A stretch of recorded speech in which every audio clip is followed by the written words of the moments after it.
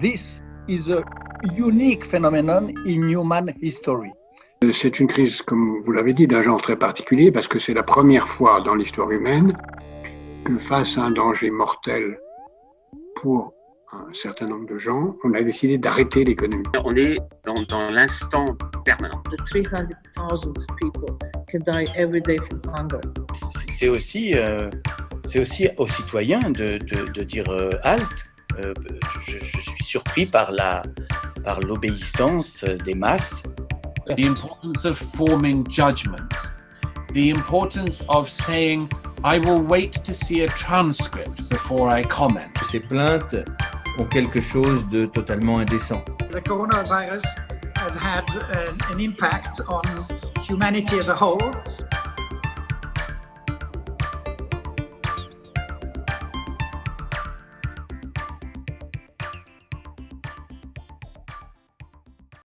Alors, bonjour à toutes et à toutes, chers auditeurs, chères auditrices. Je suis Sophie Wiesenfeld, fondatrice du think tank culturel franco-anglais Hexagon Society. Bienvenue à notre Hexagon Academy qui a été lancée officiellement par Frédéric Ancel il y a quelques semaines et qui a l'ambition d'être une véritable école en ligne avec une programmation de cours dispensés avec différents intervenants de haut niveau. Vous serez donc en petits groupes avec le privilège d'un contact direct avec différents intervenants. Seront proposés des cours de géopolitique donc avec Frédéric Ancel et à partir de la rentrée scolaire de 2021, des cours de littérature, des cours d'histoire de l'art, des cours d'histoire. Une véritable petite école en ligne. Vous avez été nombreux à nous suivre pour Riposte, les séminaires en ligne pour une parole libre, une parole sans masque et sans gants. Et sur ce plateau virtuel, nous avons eu le privilège de recevoir de nombreuses personnalités tels que Jacques Attali, Bernard-Henri Lévy, Alain Finkielkraut qui n'est pas dans la vidéo, Frédéric Becbédé, et ce au bénéfice des hôpitaux de Paris, des hôpitaux de Londres, des librairies partenaires. Et je suis très heureuse de continuer cette aventure avec la Hexagon Academy et vous, cher Frédéric Ancel, notre invité d'aujourd'hui, et votre leçon numéro 2 avec cette masterclass de géopolitique sur les États-Unis. Que fut Trump? Que sera Biden? Il y a une telle accélération de l'histoire que nous avons à peine le temps de les penser. Ces moments sont donc rares, il faut en profiter. Un grand merci à toi et un grand merci à vous, chers auditeurs, chères auditrices. Bon cours à tous, chers élèves. Merci beaucoup, Sophie, puisque tu m'accordes de nouveau ta confiance très précieuse. Merci. Puisque j'ai la parole, je vais tenter de ne pas la tenir plus de 3 ou 4 heures. Non, je plaisante. Je vais sincèrement pas dépasser une grosse demi-heure de façon à pouvoir bien évidemment échanger et recevoir et répondre, j'espère en tout cas, à vos questions et à vos attentes. 2 points introductifs très rapides. Dans quelques semaines, j'aurai l'immense joie et honneur de publier chez Autrement, un excellent éditeur d'atlas notamment, un atlas des frontières, des fronts et des murs. C'est une première à ma connaissance dans quelques semaines. Et puis, pour ceux qui seront en Normandie, alors une région française ou franco-anglaise, historiquement parlant, c'est le moins qu'on puisse dire, eh bien n'hésitez pas à venir participer et assister aux 6e rencontres internationales géopolitiques de Trouville-sur-Mer. Je les ai créées il y a 6 ans. Là aussi, c'est un grand honneur. Et chaque année, un thème différent. Cette année, le thème sera le suivant, les Méditerranées. Vous apprécierez le pluriel géopolitique, le 18 et le 19 septembre, donc le 3e week-end de septembre, si jamais vous êtes à Trouville. On n'a pas besoin de payer quoi que ce soit, on n'a pas besoin de s'inscrire. Voilà, vous êtes prévenus maintenant, si vous êtes à Trouville, 18-19 septembre, n'hésitez pas. Biden, Trump, Biden. Premier point. Les États-Unis sont un État de droit. Non seulement c'est un État de droit, même si ce droit a été assez largement écorné et à certains égards bafoué par un certain nombre de supporters de Trump, sinon par Trump lui-même. Ce sera à la justice américaine de le dire. Mes enfants, on n'est quand même pas loin d'en être certains. Et un État de droit qui, par ailleurs, constitue une puissance et, au fond, une puissance tout à fait redoutable dès le début du 19e siècle. Alors, qui dit état de puissance et état de droit dit une conjugaison de temps long. C'est-à-dire que ce n'est pas parce qu'un président américain nouvellement élu et entré en fonction ne sera pas d'accord et n'entretiendra pas les mêmes convictions ou les mêmes sensibilités, les mêmes objectifs que son prédécesseur, que la politique générale, la politique étrangère générale des États-Unis va radicalement changer. C'est pratiquement impossible. D'abord parce que le système de checks and balances, que vous connaissez très bien, l'interdit. Il faut, pour mener une politique étrangère, l'aval du Sénat, et de préférence du Sénat et de la Chambre des représentants, sans quoi c'est quand même très difficile de pratiquer des politiques nouvelles et des grandes initiatives et de faire la guerre. Là, pour le coup, c'est carrément pas possible de faire la guerre seul, ou alors de manière extrêmement ponctuelle et précise, pratiquement sans moyens. Et en tout cas, au bout de quelques semaines, il faut en référer immédiatement au Sénat, où on est donc obligé d'avoir la majorité. Sinon, c'est extrêmement problématique. Et puis, les États-Unis, là encore, en tant qu'État de droit et grande puissance, c'est un paquebot, beaucoup plus qu'un radeau. C'est-à-dire que un président américain, même s'il dispose des prérogatives institutionnelles, des prérogatives parlementaires, lui permettant de modifier le plus possible la politique de son prédécesseur, eh bien, il n'aura pas trop de 4 ans. Et en réalité, si on compte les campagnes électorales des premiers mandats, eh bien, il n'aura pas trop de 3 ans en réalité, et encore, si on ne tient pas compte des midterms, autrement dit, des élections parlementaires de mi-mandat qui déjà entravent le plus souvent un président américain, et en tout cas lors de son premier mandat. Bref, vous avez compris que les États-Unis ne changent pas de politique étrangère de manière fondamentale parce qu'ils changent de président. Ça, c'est le premier point. Le deuxième point, c'est la famille politique originelle de Joe Biden, la famille politique originelle de Donald Trump, et au fond, l'activité qui a été les activités respectives qui ont été celles de ces deux personnages.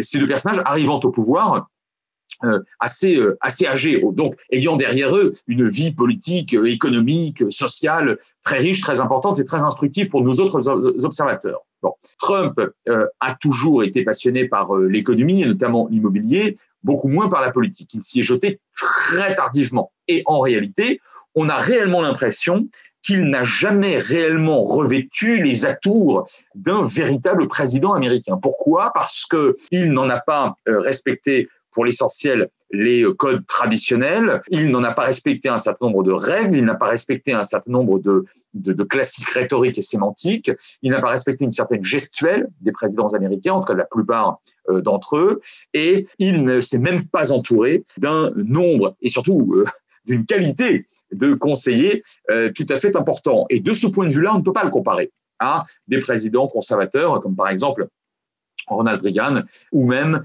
Nixon lorsqu'il arrive au pouvoir, et même pas d'ailleurs Bush fils. En réalité, tous ces présidents et d'autres se sont entourés immédiatement de gens très compétents en matière d'affaires étrangères, parce que eux ne l'étaient pas nécessairement, et en général, ils n'étaient pas. Et Trump, le moins qu'on puisse dire, c'est qu'il n'était pas. Il n'était pas un spécialiste des affaires internationales. Pour l'essentiel, d'ailleurs, ça ne l'intéressait pas. Bon. Le problème, c'est qu'en 4 ans d'exercice, il n'a eu autour de lui que des secrétaires d'État défense ou affaires étrangères qui soit ont démissionné au bout de 24 heures en considérant qu'ils avaient affaire à un irresponsable, soit étaient eux-mêmes très inconséquents et très peu connaisseurs de la chose internationale, soit il a carrément laissé des postes vacants. Lorsqu'il s'en va, lorsqu'il quitte la Maison-Blanche il y a quelques semaines de cela, la plupart des postes diplomatiques n'ont pas été pourvus, n'ont jamais été pourvus. Je ne sais pas si vous vous rendez compte de ce que ça veut dire. Donc, de ce point de vue-là, on a eu affaire à quelqu'un qui, dès sa première campagne électorale, changeait parfois d'avis, tenait des propos très outranciers, et une fois au pouvoir, il y a donc environ 4 ans, au lieu de basculer dans l'éthique de responsabilité, comme le disait Max Weber, le sociologue du politique allemand au début du XXe siècle, eh bien, il est toujours resté dans l'éthique de conviction. Il devait convaincre une partie importante de son électorat pour les prochaines échéances présidentielles. Et on a vraiment l'impression qu'il s'est essentiellement intéressé à cela, et c'est particulièrement vrai sur le dossier ou sur la cible électorale, si vous préférez, des évangéliques. Alors on pourrait y revenir, et c'est notamment vrai sur le Proche-Orient. Donc Trump, il a quand même mené une politique étrangère. Elle s'est caractérisée, outre par des aléas et beaucoup de vent, elle s'est quand même caractérisée par plusieurs points assez précis. D'abord, il y a eu cette forme de nationalisme isolationniste. C'est-à-dire que Donald Trump souhaitait faire revenir le plus d'hommes possible, dépenser surtout le moins d'argent possible dans des opérations, dans des théâtres d'opérations extérieures. Pourquoi pas? Après tout, son prédécesseur Barack Obama était aussi extrêmement hostile après avoir renvoyé, une fois avoir été élu, après avoir renvoyé des hommes en Afghanistan et en Irak. En réalité, au bout de quelques mois, il a fait l'inverse, il en a retiré. Bon, et surtout, il cherchait à économiser, ce qui n'est d'ailleurs pas illégitime. Trump aussi a voulu économiser sur les opérations extérieures et sur l'OTAN, sur le traité de l'Atlantique Nord, sur lequel on reviendra, sur l'Alliance Atlantique, sur laquelle on va revenir dans un instant. Donc, là-dessus, au fond, on n'est pas sur quelque chose de très original. Sauf que certains présidents, comme dans les années 20 et 30, étaient très isolationnistes, bon, mais pas spécialement nationalistes. D'autres ont été très nationalistes, mais au contraire interventionnistes. Au profit de leur nationalisme, ou pour le soutenir en quelque sorte, eh bien, ils envoyaient des expéditions à l'étranger. Là, on a eu une conjugaison quand même relativement nouvelle. Elle n'est pas totalement nouvelle, elle est relativement nouvelle. Ça, c'est un point qu'on ne va pas retrouver chez Biden, je vais y revenir. Ensuite, il y a eu sur la forme, il y a eu je ne m'attarde pas là-dessus parce que je l'ai dit en introduction, mais une manière de s'exprimer qui était absolument outrancière, et le président Trump a été imprévisible. Bon, ça, les observateurs que nous sommes et les profs de géopolitique, mais peut-être plus encore les gens qui sont en responsabilité, les hommes et les femmes qui sont à la tête d'États ou d'ONG, de GAFA peut-être, ou de grandes entreprises, mais d'États en particulier, ils n'aiment pas ça. Et on peut le comprendre, ô combien. Et cette espèce de volatilité soutenue ou entretenue ou accompagnée d'une ou par une sorte de dilettantisme permanent, ça a quand même bousculé. Bon, c'est pas le cas de Biden. Ça, Biden, on peut lui reprocher beaucoup de choses, mais sa vie politique et ses premiers discours et ses discours de campagne démontrent absolument le contraire. On va y revenir. Maintenant, concrètement, sur le terrain, j'allais dire, la politique étrangère de Trump s'est caractérisée par une montée en force des tensions avec la Chine. Et là, on avait affaire, alors non pas nécessairement à quelque chose de tout à fait nouveau. Barack Obama voyait bien qu'il existait un déséquilibre extrêmement fort, notamment sur le plan économique, commercial, entre les États-Unis et la Chine. On est en gros sur 350 milliards de dollars d'échanges. C'est à peu près le volume d'échange entre les deux pays aujourd'hui, un peu plus, entre 350 et 370 milliards de dollars de volume d'échange annuel. 300 milliards pour la Chine, 50 milliards pour les États-Unis. En gros, bon, si vous voulez, schématiquement, c'est pas supportable. Ce n'est plus supportable avec évidemment un dumping social particulier du côté de la Chine, etc. Bon, tout ça est très largement connu et commenté. Trump a tapé du poing sur la table. Il a tapé du poing sur la table et il a tout à fait assumé le déclenchement d'une véritable guerre commerciale, normative, avec la Chine, en jouant sur toutes les cordes dont disposent les États-Unis, avec notamment cette extraterritorialité juridique, judiciaire, en particulier sur les composantes techniques, technologiques, bref, sur les normes. Bon, là, je pense on a eu affaire à quelque chose d'assez cohérent. Trump n'est jamais revenu là-dessus. Bon. Par ailleurs, Trump voulait casser l'OTAN. Deuxième dossier, il voulait casser l'OTAN. Je pense que, sincèrement, on ne refait pas l'histoire, mais qu'il aurait cassé l'OTAN. S'il avait été réélu, il aurait cassé l'Alliance Atlantique. Il y aurait mis fin. Il y aurait mis fin. En contrepartie de quoi? Il aurait proposé à 2, peut-être 3 États, sans doute pas davantage, des bases militaires américaines extrêmement conséquentes, largement financées par les États abritant et accueillant ces bases militaires, et charge à ces États de promettre l'achat de matériel militaire exclusivement américain à hauteur de dizaines de milliards de dollars sur les prochaines décennies. Bon, ça, c'est ce dont rêvait Trump. Alors, on a pensé à la Pologne. La Pologne était d'abord candidate et il est vraisemblable que la Pologne aurait été choisie. Peut-être la Turquie, encore que les aléas du président Erdogan n'étaient quand même pas très, très rassurants. Est-ce que Trump l'aurait fait en Turquie? Je ne sais pas. On le saura jamais, je pense. Mais peut-être la République tchèque et sans doute au moins un État du Moyen-Orient, peut-être aussi un deuxième État donc en Europe. Bref, on ne sait pas. Mais il aurait cassé l'OTAN. Il ne le voulait pas. Il traitait l'OTAN, et d'ailleurs les Européens de manière générale, puisque l'OTAN et l'Europe sont quasi calqués en quelque sorte, sont quasi coïncidents, à 2 États près, et il les méprisait ouvertement, pas seulement sur le plan rhétorique, sur la gestuelle, autant Angela Merkel que les autres. À la limite, Emmanuel Macron était moins méprisé que les autres. C'est sans doute l'effet défilé sur les Champs-Élysées lors de sa visite à Paris, lors de sa première visite peut-être, je ne sais pas. En tout cas, Trump, tout imprévisible fut-il, détestait l'OTAN et l'Europe. L'Europe, il la voyait comme trop chère et comme concurrente, et l'OTAN, alors pour le coup, c'était réellement trop cher pour se défendre face à un adversaire ou prétendu adversaire qu'il avait qualifié lors de sa première campagne électorale de futur allié, c'est-à-dire la Russie. Bon, là encore, on était dans l'inconséquence et dans le à peu près n'importe quoi, et évidemment, ça ne renforçait pas là le sentiment de sécurité chez les Européens. Troisième grand dossier, le Moyen-Orient. Donald Trump, dès son élection, enfin dans les mois qui ont suivi sa première prise de fonction, il y a 4 ans de cela, avait fait une visite en Arabie Saoudite. Bon, rien de particulièrement nouveau, puisque l'Arabie Saoudite, depuis février 1945, est l'un des grands alliés des Américains dans le monde. Bon, plusieurs bases américaines s'y trouvent, les dollars s'y écoulent en vertu de cet accord, d'ailleurs l'accord du Quincy de février 1945 de manière libre, même si les Américains ne dépendent plus du tout du pétrole arabe et certainement pas du pétrole saoudien en particulier depuis la révolution des schistes. Mais en revanche, les Américains ont besoin des pétrodollars saoudiens. Pourquoi ? Parce que les pétrodollars saoudiens sont en telle quantité, puisque c'est le premier producteur de pétrole au monde, enfin, alors, dans la même catégorie, plus ou moins ex aequo selon les années avec la Russie, mais la Russie n'est pas un allié des États-Unis. Et parmi les autres États que la Russie, et notamment au sein de l'OPEP, l'Arabie Saoudite dispose de réserves absolument faramineuses et vend beaucoup de pétrole. Et ça lui rapporte de quoi acheter chez son fournisseur, pas exclusif, mais quand même quasi exclusif, c'est-à-dire les États-Unis, des matériels militaires à très haute valeur ajoutée, à très forte plus-value, depuis maintenant plus d'un demi-siècle. Donc c'est très important pour les États-Unis. Et Trump, qui était très mauvais en matière d'affaires étrangères, en revanche, s'est compté. Et lui considérait que l'Arabie Saoudite devait demeurer l'un des piliers, sinon le pilier économico-financiaro-militaire, si vous voulez, des États-Unis dans la région et peut-être même dans le monde. Bon. Et par conséquent, tout ce que demandaient les Saoudiens, c'était accueilli avec une réponse affirmative, systématiquement affirmative.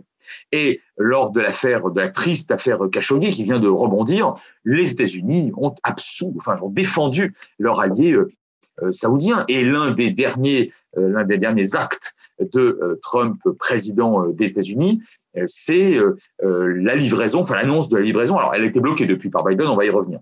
Mais l'annonce de la livraison des chasseurs bombardiers dernier cri F-35 américains à l'Arabie Saoudite et aux Émirats Arabes Unis, avec l'accord d'Israël. Là aussi, on pourra y revenir. Si vous voulez, l'Arabie Saoudite demandait à ce que le Qatar soit puni de sa proximité présumée avec l'Iran d'un blocus aérien, c'est ce qui s'est fait. Enfin, les Américains ont laissé faire, alors que les Américains ont une base au Qatar.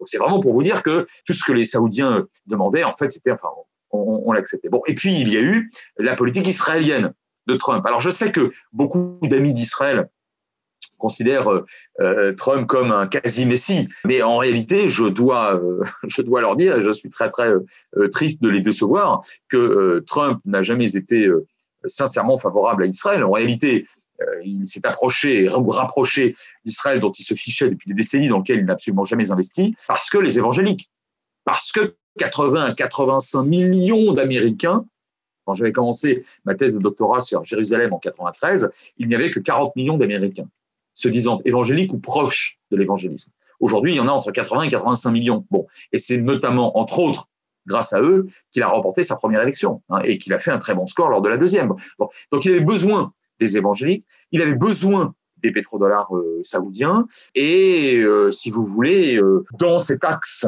qui s'opposait, là aussi je vais y revenir dans quelques secondes, à l'axe iranien ou irano-russe ou irano-russo-chiite, si vous voulez, bon, eh bien, Israël rentrait parfaitement dans les clous. Mais en réalité, les gestes qu'il a faits vis-à-vis d'Israël, on relevait surtout du spectaculaire. La reconnaissance de Jérusalem comme capitale d'Israël et le changement de l'adresse de l'ambassade, c'est en fait le changement d'une plaque. Le changement d'une plaque sur un mur. Bon, écoutez, ceux qui connaissent Israël savent que les Israéliens s'en fichaient complètement. Enfin, il n'y a pas eu de manifestation de joie dans les rues. Bon, donc les Israéliens considèrent que Jérusalem c'est à eux. De toute façon, ils l'ont conquise en 67. Bon, et la partie ouest déjà en 48. Enfin, tout ça n'est pas très sérieux et ça n'a rien coûté aux États-Unis, rien du tout. La reconnaissance du plateau du Golan, c'est pareil. Les Israéliens l'ont conquis en 67, l'ont annexé en 81. Bon, pour eux, il n'y a pas grand-chose de nouveau, même si c'est un président des États-Unis qui reconnaît le Golan comme étant sous souveraineté israélienne. Enfin, les Israéliens partent systématiquement en vacances ou ont de la famille sur le Golan. Pour eux, c'est à eux. Il n'y a pas de frontière entre le plateau et la Galilée. Bref. Et là encore, ça ne coûtait strictement rien du tout à Donald Trump. Enfin, le deal du siècle, c'est un plan qui, de toute façon, qu'on a attendu pendant 3 ans, qui est truffé de blanc, c'est-à-dire de réponses qui n'en sont pas, d'ambiguïté. Donc, c'est pas un plan bien ficelé, si vous voulez. Alors, évidemment, il a été rejeté universellement, forcément, même par des alliés des États-Unis, parce que c'est ni fait ni à faire en l'état. C'est pas qu'il n'est pas sympa, ce plan, pour M. Netanyahou. C'est pas le problème. Mais en réalité, même sur le fond, il est très difficile de lui opposer un contre-plan, en quelque sorte. Ce qu'entre parenthèses, les Palestiniens auraient dû faire tactiquement et politiquement. Ils ne le font pas, tant pis pour eux. Mais enfin, c'était pas un plan très sérieux. Tout ça pour vous dire que, alors j'ajoute un point important, les F-35 que les États-Unis ont effectivement vendus à Israël, c'est le premier État qui en a disposé, ils ont été vendus à l'époque par Barack Obama. Ah bah oui, ça ce sont des faits. Donc, si vous voulez, lorsqu'on me dit oui, mais Obama n'était pas très favorable à Israël, d'ailleurs, il ne souriait pas à Netanyahou. Non, il ne souriait pas à Netanyahou. Non, c'est vrai. Oui, bon, alors très bien. Trump souriait à Netanyahou. Oui, mais les F-35, c'est M. Obama qui les a vendus à Israël. Bon, ce qui accroît de manière considérable le rapport de force d'Israël vis-à-vis de ses rarissimes ennemis, si tant est qu'il en reste dans la région, et bien évidemment vis-à-vis de l'Iran. Parenthèse fermée. Donc là, on a eu un axe assez cohérent. Trump, dans la région, c'était vraiment l'axe, on va dire, israélo-sunnite, pour faire court, israélo-arabo-sunnite, pour faire court. Bien. Très franchement, pour les autres parties du monde, entre la proposition de racheter le Groenland au Danemark, je ne suis même pas certain a posteriori d'ailleurs que Trump savait très bien qui était l'État propriétaire du Danemark, du Groenland, pardon. Je ne sais pas très bien quoi. Je ne peux pas vous donner de garantie là-dessus. Trump vis-à-vis de l'Afrique, alors ça c'est vraiment le vide intersidéral. Pareil pour une grande partie de l'Amérique latine, ça ne l'intéressait pas. Quant à la crise nord-coréenne, dont on m'a dit à plusieurs reprises qu'elle a été résolue ou qu'elle s'est apaisée par Trump, j'attends toujours les preuves. Je ne vois pas.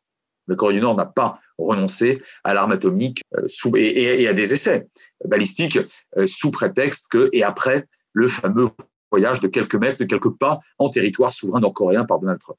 Encore une fois, on est dans le spectaculaire, mais fondamentalement, ça ne change pas grand-chose. Alors, dernier point quand même, c'est l'Iran. Alors, l'Iran, vous voyez, je déconnecte du Proche-Orient israélo-saoudo-émirati en quelque sorte. Là, en mai 2018, vous le savez, Donald Trump se retire avec fracas de l'accord de Vienne portant sur le nucléaire iranien, signé le 14 juillet 2015 entre les 5+1, d'une part, l'Iran d'autre part. Les 5+1, c'est les 5 membres permanents du Conseil de sécurité, plus 1, l'Allemagne, et face à l'Iran. Bon, alors il prévoyait beaucoup de choses, je le fais très court, mais ça, vous retrouvez ça en quelques clics parce qu'il a été publié, bien évidemment, cet accord de Vienne.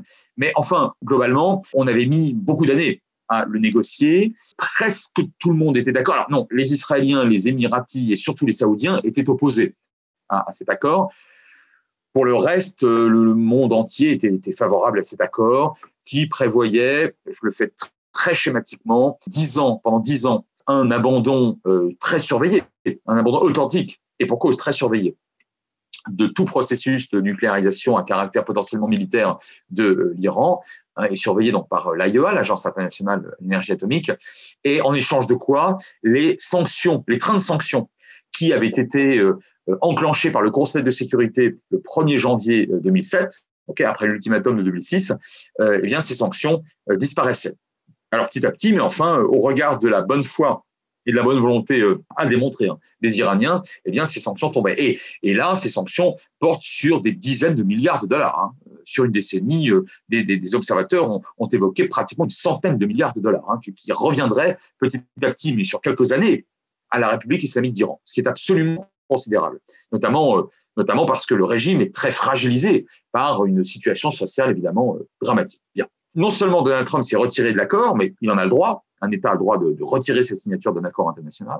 En revanche, il a tout fait, et avec un certain succès, pour que les 5 autres partenaires de cet accord ne puissent pas effectuer ce qui était inclus dans cet accord, ne puissent pas l'honorer avec l'Iran. Bon, alors, on a fait un tout petit peu de business avec l'Iran, les Allemands, les Français, les Britanniques, très peu en réalité, les Russes un peu plus, les Chinois davantage. Bon, mais quand même, tout cela a coûté à l'Iran, évidemment, extrêmement cher. Joe Biden, il va poursuivre sur tous ces dossiers, il va poursuivre une politique qui sera sans aucun doute extrêmement différente, sauf, et je commence par celui-ci, sauf sur la Chine. Il faut bien comprendre que pour les États-Unis, la Chine est devenue un adversaire systémique. Le mot a été employé à plusieurs reprises.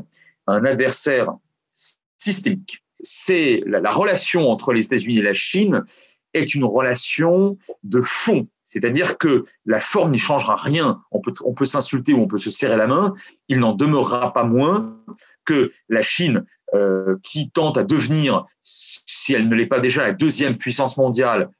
Attention aux critères et aux paramètres. Il n'y a pas d'amour, il y a que des preuves d'amour. Il n'y a pas de puissance, il y a que des preuves de puissance. Je fais toujours très attention à établir des critères et des paramètres. Mais enfin, sur la plupart des critères qui font la puissance, la Chine est en train de passer rapidement en numéro 2. Et elle s'achemine à grands pas vers le statut de première puissance mondiale. Je dis à grands pas, ce n'est pas une question d'années, mais de décennies. Enfin, quelques décennies, vous savez, c'est demain. Si tout continue si tout continue à ce rythme-là, sur cette lancée. Les Chinois considèrent qu'ils doivent redevenir la première puissance mondiale. Ils ne veulent pas devenir la première puissance mondiale. Ils veulent la redevenir. La représentation, comme le dirait mon maître en géopolitique Yves Lacoste, représentation qu'on a travaillé lors de notre premier cours en 2020, la représentation, donc la perception identitaire collective sur des temps longs, brodéliens, des Chinois, elle est très claire. La Chine, à leurs yeux, ce qui d'ailleurs n'est pas idiot, c'est difficilement démontrable, mais en tout cas, ce n'est pas idiot. Lors de notre Moyen-Âge occidental et de notre Renaissance occidentale, la Chine était vraisemblablement le pays le plus puissant du monde. En même temps, tout étant relatif, puis sachant qu'il n'y avait quasiment pas d'interaction à l'époque entre la Chine et l'Occident, exception peut-être de Marco Polo, et encore, c'est pas sûr. Bref, peu importe. Mais c'est pour vous dire que on est là sur un double revanchisme. Nous l'avons été, nous ne le sommes plus. Nous avons le droit de le redevenir, d'une part.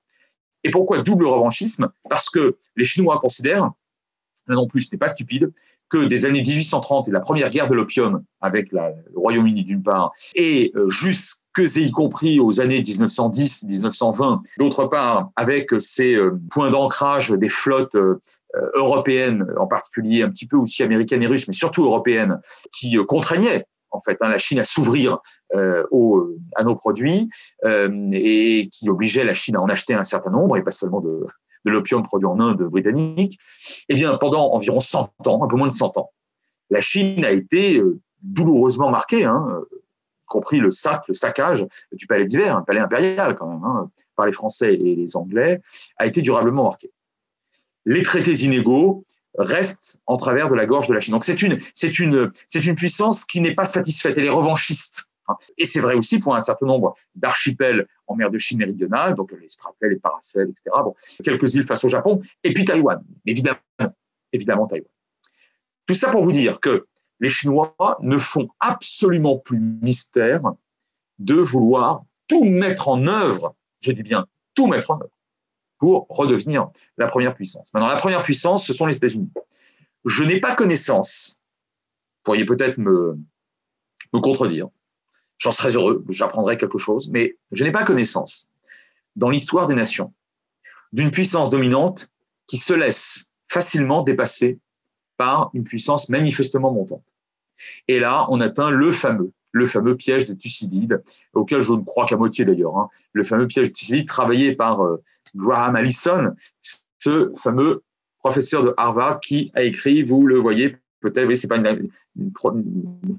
une annonce commerciale, car ce n'est pas moi qui l'ai écrit, chez Odile Jacob, excellentes éditions Odile Jacob, Vers la guerre, en tout cas c'est la traduction française, l'Amérique et la Chine, dans le piège de Thucydide, point d'interrogation, et Graham Allison dit la chose suivante, au fond, si Sparte et Athènes se sont fait la guerre très cruellement au 5e siècle avant l'ère chrétienne, c'est parce que l'une des deux dominait, l'autre voulait prendre, en l'occurrence Athènes, voulait prendre la place du premier, assez ostensiblement, le premier ne l'a pas voulu.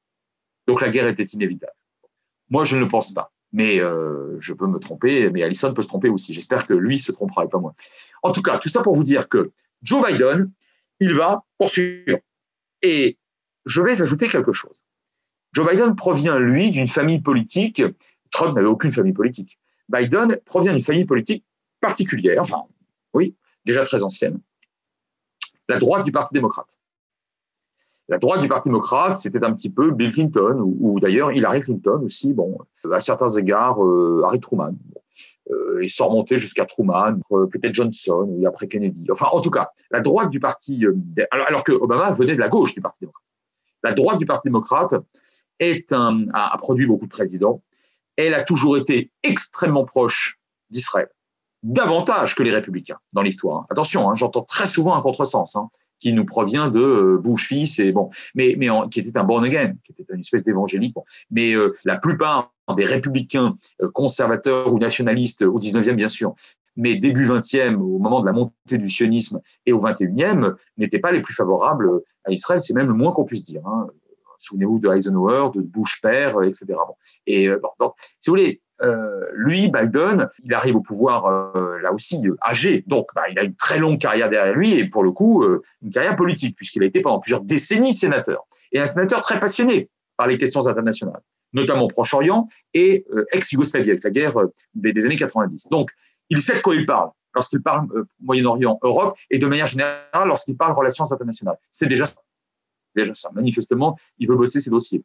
Il s'est entouré de gens dont on verra s'ils feront preuve de compétence, mais qui ont déjà démontré qu'il l'avait été. Maintenant, on peut très bien avoir été compétent et échoué. McNamara a été a priori compétent. Au Vietnam, il échoue complètement. Bien, on pourrait parler de Kissinger. Mais en tout cas, ils sont expérimentés et a priori compétents. Ils ne disent pas n'importe quoi. Et les postes sont pourvus sur le plan diplomatique. Eh bien, avec tout ça, sur la Chine, je pense que Biden sera peut-être même plus dur, plus offensif que son prédécesseur. Pourquoi ? Non pas parce que les Chinois vendent encore plus aux Américains et que les Américains ont davantage encore besoin d'un peu de baume au cœur sur la balance commerciale, il y a ça, mais il y a peut-être aussi le fait que nombre de présidents démocrates craignent comme la peste l'accusation républicaine de faiblesse ou de mollesse. Parce qu'il serait prétendument, parce que démocrate ou à gauche, il serait prétendument moins fort que les républicains et ou que les nationalistes. Et plusieurs présidents ont déjà démontré qu'ils ne voulaient pas subir cette accusation. Je crois que j'ai évoqué Kennedy et Johnson. Je pense que Johnson était dans cette configuration-là. Et peut-être, oui, peut-être à certains égards, Roosevelt, c'est un petit peu différent parce que c'est un contexte tout à fait différent d'isolationnisme, puis de guerre. Mais je pense que Biden n'en fera pas moins, en tout cas, que Trump sur la Chine. Ça, c'est sûr. Enfin, ça me paraît, en tout cas, c'est mon hypothèse, c'est ma conviction. C'est ma conviction. Donc, parce que la Chine continue de monter en puissance, mais aussi parce que Biden provient du Parti démocrate. Alors, je ne crois pas du tout à des menaces de guerre, mais regardez ce qui s'est passé il y a quelques jours seulement en Irak, des frappes américaines sur des cibles iraniennes. Ah, écoutez, quelques semaines à peine après avoir pris ses fonctions, c'est un signe.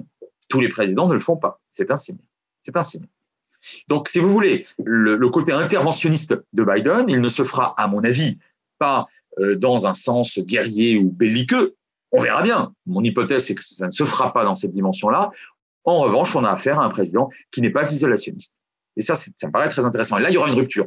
En revanche, pas de rupture avec la Chine. Au contraire, je pense que Biden va chercher à renforcer ses alliances avec un certain nombre d'États du sud-est asiatique qui craignent la montée en puissance de la Chine et qui appellent du pied le renforcement d'alliances avec les États-Unis. Ça, c'est pour la Chine. Sur la Russie, je pense que Joe Biden, alors c'est ce qu'il a dit pendant sa campagne électorale, c'est ce qu'il a fait lorsqu'il était lorsqu'il était vice-président sous Obama, va tenter un reset. Il va tenter une nouvelle, un nouveau départ en quelque sorte avec la Russie. Mais rien de très révolutionnaire. Pourquoi rien de révolutionnaire ? Parce que d'abord, les Américains ont été déçus de la réponse au reset de Barack Obama. Barack Obama arrive au pouvoir et l'une de ses premières initiatives, c'est vraiment de tenter d'établir de meilleures relations avec Vladimir Poutine. Et alors, à tort ou à raison, les Américains considèrent que ça s'est mal passé et qu'ils ont reçu une quasi fin de non-recevoir. Bon, donc là, Biden a été échaudé. Il était quand même très très proche du pouvoir suprême, pendant quand même pas mal d'années. Donc, il a été échaudé et Vladimir Poutine est toujours au pouvoir à Moscou, c'est le même. Bon. Et puis, il y a un indice qui me fait affirmer qu'il n'y aura pas de de rapport très révolutionnaire avec la Russie, c'est l'OTAN. Là, pour le coup, Biden a immédiatement démontré, dès sa prise de fonction, qu'il était très favorable au maintien de l'OTAN et à une plus grande cohésion de l'OTAN. Et là, l'implication immédiate, c'est que la relation avec la Russie va rester au moins fraîche. Parce qu'attendez, l'OTAN, vous voulez, a priori, sa vocation, c'était quand même de lutter contre le bloc soviétique. Alors, le bloc soviétique s'effondre définitivement en 91. L'OTAN est restée.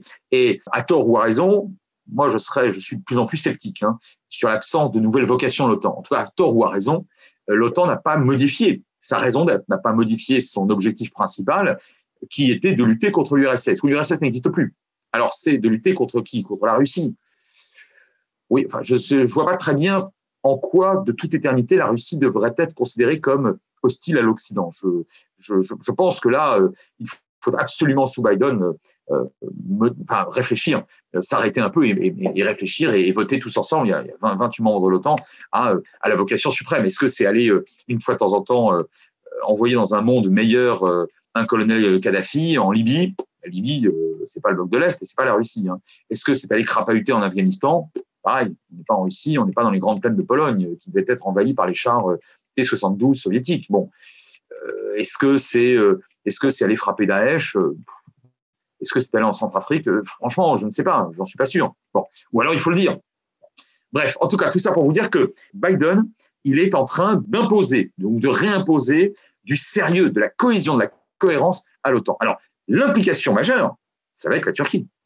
Parce que, comme je l'ai dit et écrit à plusieurs reprises, il n'y avait pas de pilote dans l'avion OTAN pendant 4 ans. Donc, selon la formule des Jones, c'était open bar pour M. Erdogan qui en a profité pour développer une politique extrêmement belliqueuse et expansionniste. Bon, là, c'est fini. Et regardez à quel point, sur le plan rhétorique et sémantique, M. Erdogan a changé de ton de tout pratiquement en quelques semaines. Regardez à quel point Biden lui a, et via son secrétaire d'État, M. Blinken, lui a signifié que soit on était dedans, soit on était dehors. Et entre parenthèses, là, on retrouve la constante, puisque M. Pompeo, juste avant M.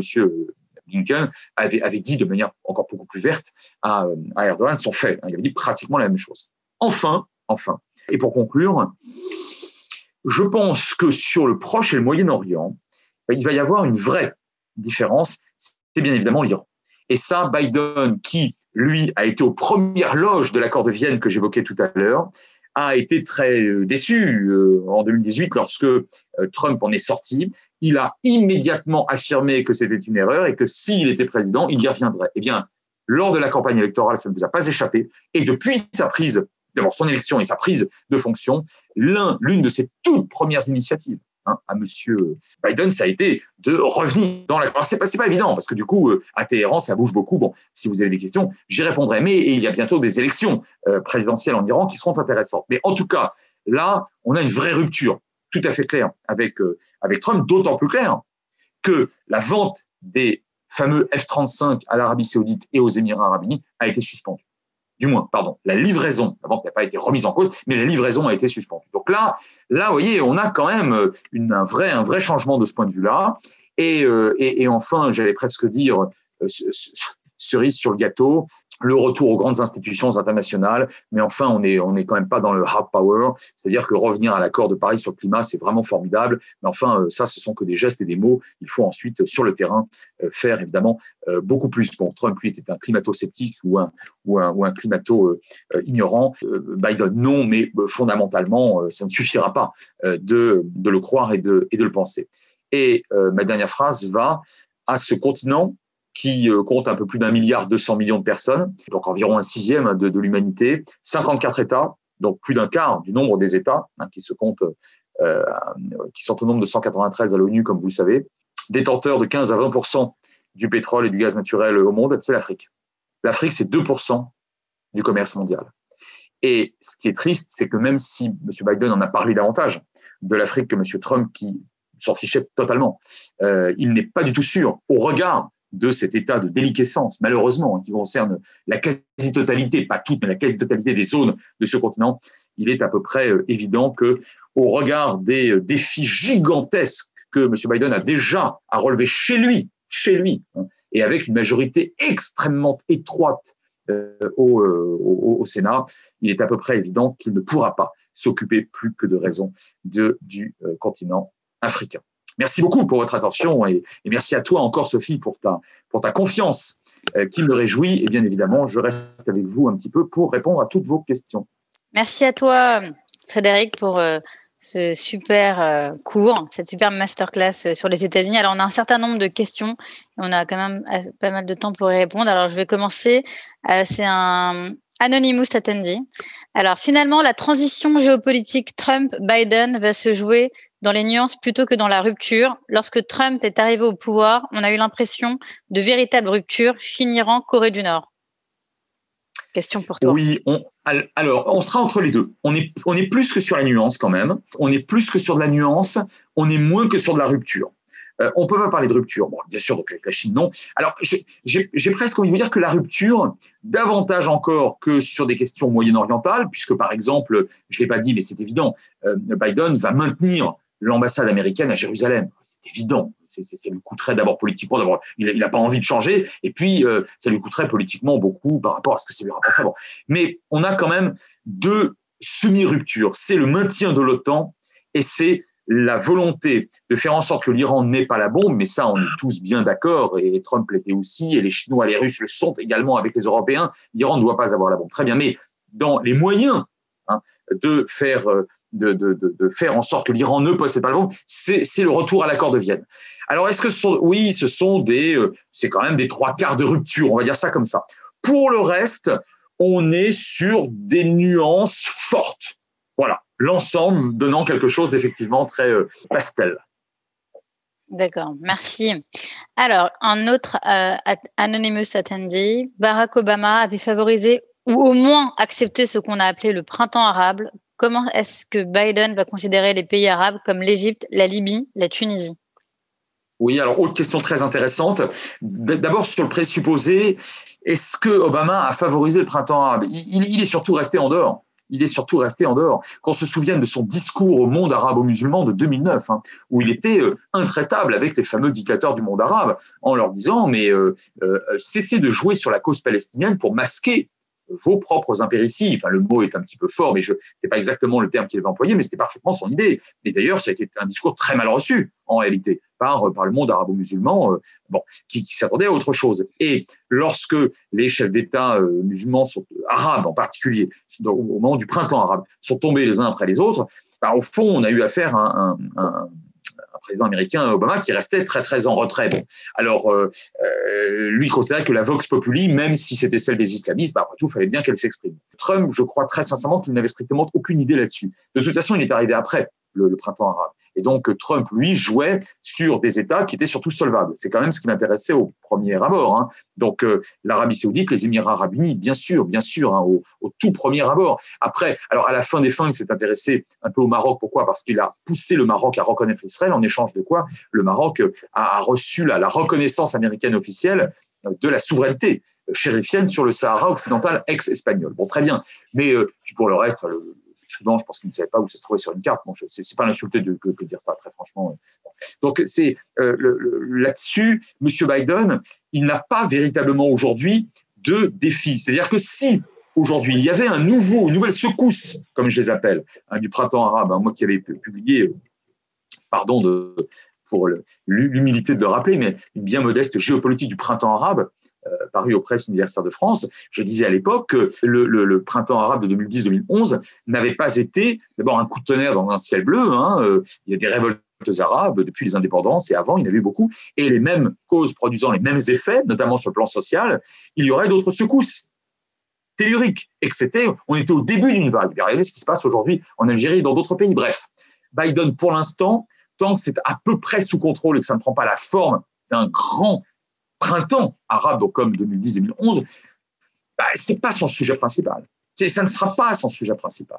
C'est les rapports avec la Chine ou avec la Russie, je vais vous dire, c'est infiniment plus important pour un président américain aujourd'hui que les débats constitutionnels en Tunisie, que les élections palestiniennes ou que l'avenir du mouvement Irak en Algérie. Tout ça n'est pas très, très sérieux. Enfin, en tout cas, c'est pas du tout primordial.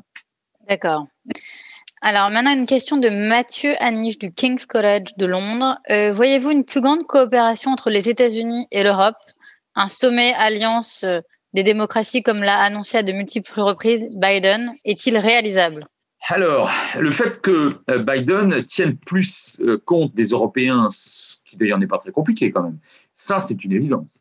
Le fait que Biden souhaite conserver toute la puissance et l'utilité donc de l'OTAN, c'est une évidence, je l'ai dit et rappelé. Bon, maintenant, des sommets sont déjà prévus, pas encore réellement organisés, mais déjà prévus, bien sûr. Je précise que la relation privilégiée, la relation particulière entre les États-Unis et la Grande-Bretagne, pour moi, c'est fini. Pour moi, c'est fini parce que ça l'était déjà pendant les 8 ans de Barack Obama. Alors, à l'époque, on m'a dit oui, Barack Obama n'est pas principalement d'origine européenne, donc c'est spécial, mais ça va revenir. Ben non, c'est pas revenu avec Trump. Et là, Biden, si vous voulez, il n'a pas appelé M. Johnson rapidement, c'est le moins qu'on puisse dire. Donc, je pense que cette relation spéciale, aux grandes dames de Biden, parce que c'était l'un des effets consolatoires, en quelque sorte, un des arguments consolatoires du Brexit, c'est mais nous allons réussir à créer une sorte de marché commun, enfin, en tout cas, de passer un accord économique global avec les États-Unis. Ben non, ça ne se fera pas. Non. Ça, c'est sûr que non. Donc, de ce point de vue-là, Johnson a menti ou s'est trompé. À mon avis, il a menti. Parenthèse fermée. En tout cas, je parle sous contrôle d'une partie des gens qui m'écoutent. Je pense que les relations seront bonnes. Maintenant, est-ce que c'est bon pour l'Europe? Que ce soit bon pour les États-Unis, ça, je n'en doute pas. Mais que l'OTAN soit puissant, je ne doute pas que c'est bon pour les États-Unis. Est-ce que c'est bon pour l'Europe? Eh bien, par un faux paradoxe, je vous dirais non. Non, parce qu'au moins Trump nous mettait, nous autres Européens, devant notre défi. Devant le défi, celui de l'Europe puissance. Celui de l'Europe puissance. Alors, un certain nombre d'États, on avait très pensé. Les Allemands, quelque part, ont peur d'eux-mêmes. Donc, regardez à quel point Madame Merkel et les Allemands de manière générale, dans une moindre mesure le Benelux, l'Italie, ont accueilli avec une ferveur exceptionnelle Joe Biden. Beaucoup moins l'Europe orientale, beaucoup moins les Polonais et les Baltes, bien sûr. Et pour cause. Donc, je pense que les relations, bien évidemment, vont s'apaiser. On va se retrouver chaleureusement entre bons vieux alliés, bons vieux amis. Soit, mais quid de l'Europe puissance? Quid de l'autonomie européenne et d'une cohésion de la puissance européenne, alors que les Britanniques sont partis et qu'il ne reste par conséquent plus qu'une seule puissance globale, c'est la France. Quid de l'Allemagne qui ne veut pas jouer le jeu de la puissance globale et qui ne veut pas en assumer les coûts, ni moraux, ni économiques, et moins que jamais d'ailleurs, peut-être moins que jamais. Et sachant que Mme Merkel s'en va, alors qu'elle était, a priori, quand même très européanophile et très francophile. Et enfin, quid de la déchirure entre l'Est et l'Ouest. Bon, là, je pense qu'on va reculer. L'Europe va reculer avec Biden. Merci. Alors là, tu as une question de Eliette Gémant, que tu connais bien. Et donc, j'essaie de... collègue, prestigieuse. Cher Fred, en tant que citoyen US depuis 30 ans, j'ai été désolé de retrouver le Trump bashing habituel des Français. Malgré ses expressions détestables, Trump est le premier à s'être opposé politiquement et économiquement à la Chine. Les accords entre Israël et les pays arabes sont majeurs et Trump a donné des milliards au PDG de Pfizer et Moderna. Trump est mal élevé, mais porté par des intuitions de génie. Eliette Gémant qui ne partage pas non plus l'amour de Biden pour l'Iran. Kindly. Un message personnel. Oui, non, mais c'est. Alors, il y a deux choses très intéressantes. Non, mais sur la Chine, je suis d'accord, je l'ai dit tout à l'heure. Hein. Je suis d'accord, sauf que Biden, il va le faire aussi. Bon. Alors, évidemment, c'est toujours facile de dire oui, mais enfin bon, après tout, n'importe quel président l'aurait fait. Non, il faut reconnaître, et de ce point de vue-là, je suis tout à fait d'accord avec la nécessité, non seulement pour les États-Unis, mais en réalité, on l'a bien vu en 2020, pour nous autres Européens.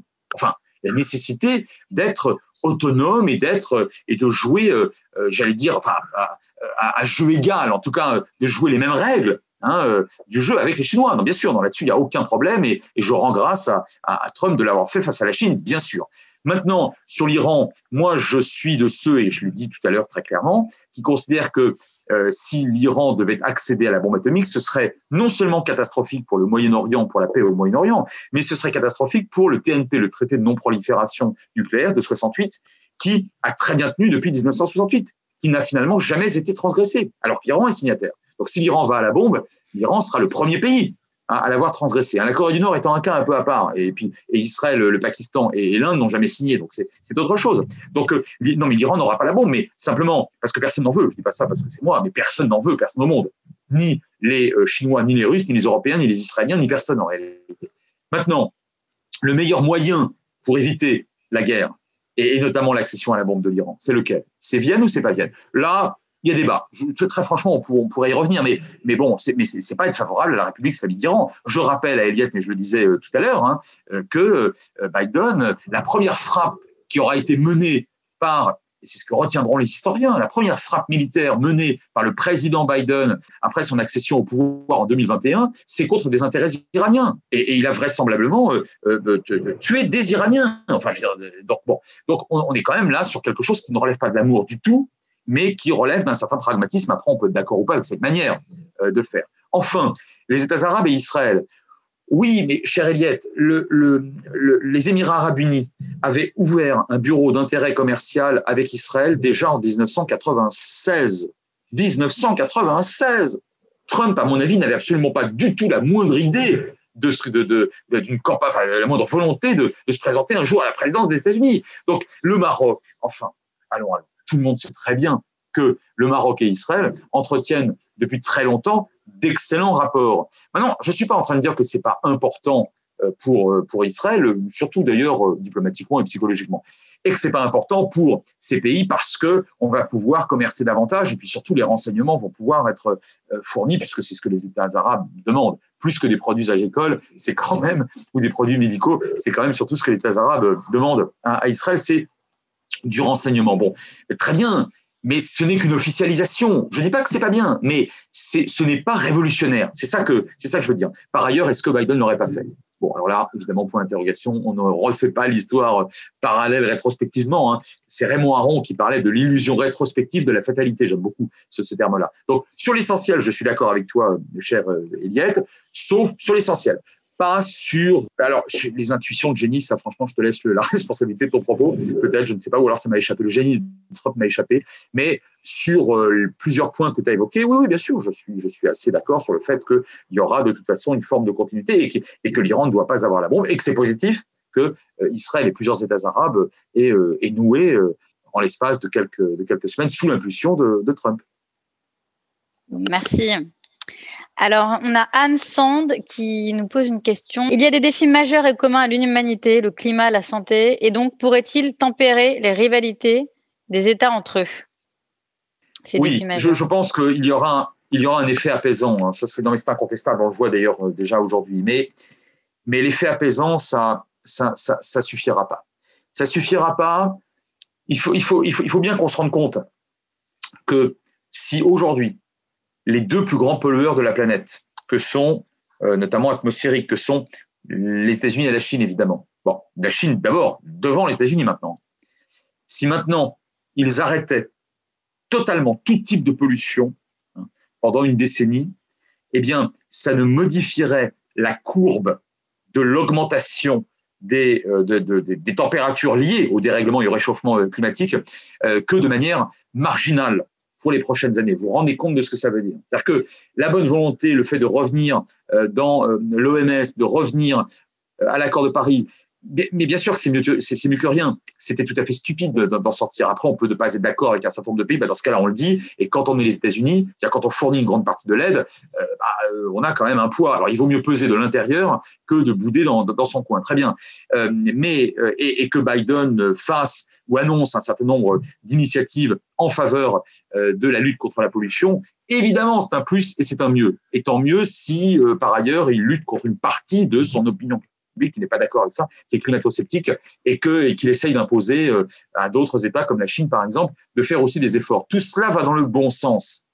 Mais si on s'en tient de la bonne volonté à des gestes symboliques, ou en tout cas mineurs, et à des déclarations, on va directement à la catastrophe en l'espace de quelques décennies, c'est-à-dire, très concrètement, un réchauffement de la planète qui dépasserait les 3 degrés. Et là, nous avons, alors il y a d'autres critères, encore une fois, mais ça, c'est un critère qui m'intéresse. Pourquoi? Parce que, et je le dis en 2 mots, plusieurs centaines centaines de millions de personnes ne pourront plus vivre dans l'espace dans lequel elles vivent déjà de plus en plus difficilement si la planète atteint une moyenne de 3 degrés de plus, une température de 3 degrés de plus que celle qu'on connaît aujourd'hui. C'est notamment toute la bande sahélo-saharienne, avec les implications géopolitiques absolument gigantesques que cela aura. Et là, je ne parle même pas de prophylaxie, je ne parle même pas de santé directe sur les populations. Je parle de la nécessité de quitter sa zone. Bon, pour d'autres zones qui peuplées par des gens qui seront à peine mieux lotis et qui verront d'un très mauvais œil voir débarquer des millions de gens chaque année chez eux. Et tout ça, ça concerne notamment, pas seulement, mais notamment le continent africain et une partie de l'Asie du Sud. Bon, si vous voulez, là, on va vers le cataclysme. Donc, il faut bien qu'on se remette quand même tous ensemble sur les rails et ça commence par d'actions concrètes, et tout cela commence par la bonne volonté des Américains. En fait, sans les Américains et les Chinois, aujourd'hui, on peut pratiquement rien faire sur le climat. Voilà. Bon. Une fois qu'on a dit ça, on comprend qu'il vaut mieux quand même un président comme Biden qu'un président climato-sceptique. Merci. Alors, la dernière question, qui est une question d'ouverture. Mars est-elle un enjeu géopolitique majeur ? Non, je ne crois pas. Non, je ne crois pas. Je ne crois pas pour plusieurs raisons. Je peux tout à fait me tromper parce qu'on n'est qu'au début du commencement de quelque chose. Mais enjeu géopolitique ou implication géopolitique, c'est un mot important. Hein. Ça voudrait dire quoi ? Soit qu'on aurait la capacité sur Mars de trouver des matériaux, de trouver des produits, alors je vais dire naturels, qui nous permettraient, qu'on pourrait ramener en quantité importante et qui nous permettraient de un mieux ou un plus en termes de richesse ou en termes de bien-être, de santé ou que sais-je encore, sur la planète Terre. Voilà. Je sais pas moi, si on trouve des gisements de diamants, d'or, de pétrole, de gaz naturel, bref, bon, là c'est vraiment c'est surtout pour le lucre. Si on trouve de quoi soigner, je dis n'importe quoi, les pires maladies au monde et le paludisme, je sais pas par quel miracle, ça sera génial. Pour l'instant, absolument rien ne le démontre, rien ne le démontre. Et si jamais ça se fait ou ça se faisait, ce serait, à mon avis, pas avant quelques bonnes années, voire quelques décennies. 1. 2. Autre implication géopolitique. Ce serait quoi ? Ce serait que plusieurs États réussissent à conquérir une partie de cette planète et commencent à s'y battre. Oui, alors là, très franchement, ce serait un 5e théâtre d'opération après la Terre, la mer, les airs et le cyberespace. Il y aurait Mars. Oui, il n'y a pas quoi fouetter un géopolitologue. Hein. Il n'y aurait vraiment rien de nouveau. Hein. Bon, donc, et je crains d'ailleurs que ça se passe comme ça si jamais on arrivait à coloniser Mars. Je suis peut-être un peu pessimiste. Bon, là, franchement, rien de nouveau. Et enfin, coloniser Mars. Si, décidément, pour des raisons, encore une fois, pas seulement démographiques, c'est pas le fait de faire beaucoup d'enfants qui pose problème, c'est les conditions dans lesquelles on est en train de rendre l'accueil ou notre maintien sur Terre possible ou pas. C'est ça le vrai problème, me semble-t-il. Si on avait assez rapidement les moyens d'envoyer sur Mars ou ailleurs des centaines de millions d'humains, parce que moins, ça ne changerait pas grand-chose sur la planète, hein, des centaines de millions d'humains. Bon, alors attendez, avec évidemment une existence et un bien-être tout à fait possible sur place, sinon ça n'a strictement aucun sens. Bon, alors là, oui, il y aurait une vraie implication géopolitique. Donc, tu vois l'absurdité, pour l'instant en tout cas, l'absurdité de l'espoir, à court terme en tout cas, que la planète Mars incarne une véritable révolution géopolitique. Hein. Pour citer Georges Brassens, je dirais que plutôt que d'aller, je ne veux pas faire le rétrograde, pardon, mais plutôt que d'aller une nouvelle fois sur la Lune ou plutôt que d'aller sur Mars, franchement, c'est au paradis je cite Brassens, au paradis sur Terre, on y serait déjà. Fin de citation, c'est d'en mourir pour des idées. Je pense qu'il y aurait très urgemment beaucoup à faire avant, non pas à la place d'eux, mais enfin avant d'aller chercher sur Mars quoi que ce soit, mais je ne sais pas, peut-être, sans doute, toutes les implications positives que peuvent avoir ces balades extraterrestres. J'ose espérer que c'est pour le plus grand bien du plus grand nombre. Merci beaucoup, en tout cas, de conclure sur Brassens, c'est ça ? Sur les mots de Brassens. Merci. Georges Brassens, absolument. Georges Brassens, merci beaucoup. On va réorganiser donc des masterclass, on va voir ça entre nous pour les prochains mois. Merci, chères auditrices et chers auditeurs, de nous avoir suivis. Je voudrais aussi faire ma propre publicité, parce que vous devez voir en background des espèces de boîtes. Voilà, c'est ce qu'on appelle des pharmacies littéraires. C'est une nouvelle idée que nous avons sortis. En fait, chaque mois, un auteur, un artiste va faire la prescription des œuvres littéraires qui l'ont passionné, qui l'ont marqué dans son enfance, va faire une ordonnance littéraire et il va nous emmener dans son univers littéraire intime et il va nous proposer aussi des gâteaux, des thés, des choses pour recréer les conditions de lecture.